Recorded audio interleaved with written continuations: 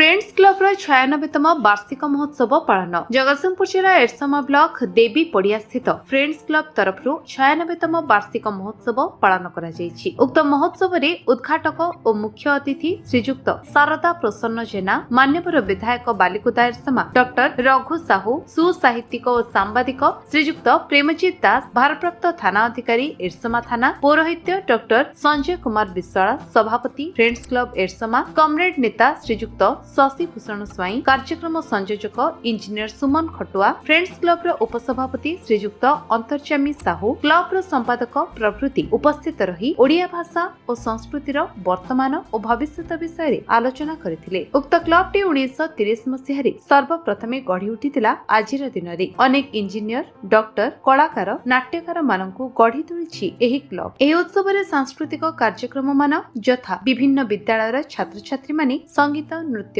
कविता प्रतियोगिता रे भाग नै पुरस्कृत होइथिले। मी साहू फ्रेंड्स क्लब रो उपसभापति। आज को 1930 मसीहा रे एही क्लब स्थापित होई आम बापा जेज अमर एही क्लब अद्यावधि आज पर्यंत चली आसी। एही क्लब अंडर रे आमे अनेक गुड़े कार्य करिछु। बात्या महाबात्या समय रंधन खाद्य बंटन आरंभ करी प्राय 5 खंडी मौजरे फ्रेंड्स क्लब से सब बंटन करथिला। तापरे कमल बंटन करथिला। तापर परवर्ती समय ए अंचल लोक मानकु स्वाभिमानी करिया पई सेमानकु सिलाई एवं विभिन्न धंदामूलक शिक्षा एही क्लब माध्यम रे हमें प्रदान करिथिलु।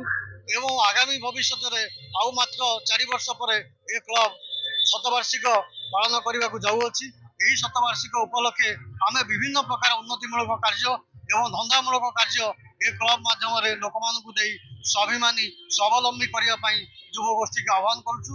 आपण मैंने आसतु क्लब सहित संश्लिष्ट हो क्लब को आगे नापी समस्त मोर अनुरोध। अंतर्जामी साहू फ्रेंड्स क्लब उपसभापति। डॉक्टर संजय कुमार विश्वाल, सभापति फ्रेंड्स क्लब एरसमा।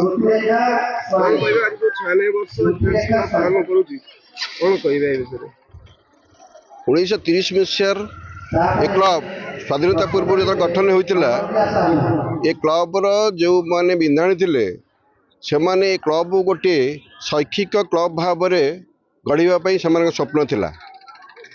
से स्वप्न को साकार करने आम जिते दायित्व नेलु क्लब इतिहास को पुंखानुपुंख भाव में आम लक्ष्य कलु जे ये क्लब इतिहास अति महान। यही क्लब डॉक्टर, इंजीनियर, अध्यापक बहुत बड़ बड़ शिक्षाविद सृष्टि करी अछि। मु आशा करे मु जेबे ठार दायित्व नेली मुझे दिन ठारू ए बिंधाणी मानकर स्वप्न साकार करने पाई एरसमारे एक शैक्षिक भित्तिभूमि करने मोर प्रयास जारी रही।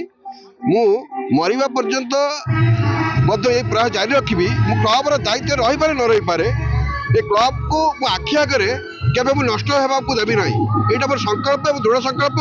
आज 96तम वार्षिक महोत्सव मैं संकल्प ने आशा करुच्ची 100तम जो डायमंड जुबलीटा पालन हम ताको अति सुरुखुर पालन हम।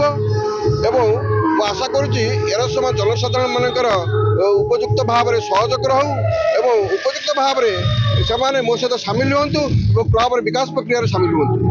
सुमन खटुआ फ्रेंड्स क्लब सभ्य।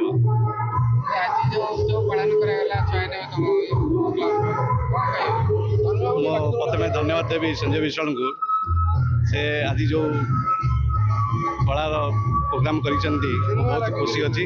एवं 1930 मसीह आज पर्यंत 46 वार्षिक उत्सव जो कला संस्कृति सब धीरे धीरे चली जाऊला पुनरुद्धार आम करुचु। बहुत चेष्टा करुचु।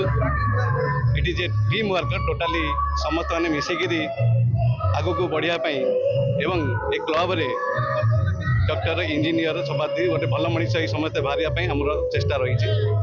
एरसमा नृत्य मलिंग रिपोर्ट, विश्व विजय न्यूज ओडिशा।